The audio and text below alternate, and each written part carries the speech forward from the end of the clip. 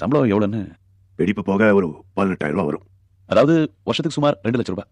So கூட்டி கழிச்சு பார்த்தா இத்தனை வருஷத்துல உங்க மொத்த சம்பாத்தியமே ஒரு 25 லட்சம் கூட தாண்டாது. ஆனா இன்னைக்கு உங்ககிட்ட 800 கோடி ரூபாய் சொத்து இருக்கு. அது எப்படிங்க வந்தது? மாட்நாட மானஸ்தன். இது அபாண்டமான குற்றச்சாட்டு. வேணும்னா வழக்கு போடுங்க. நீதிமன்றத்துல வந்து நான் குற்றமற்றவன்னு நிரூபிக்க தயார். வழக்கா? 10-15 வருஷமா விசாரணை நடக்காம நிலுவையில் இருக்கிற கேஸுங்களோட எண்ணிக்கை மட்டும் 14 லட்சம்.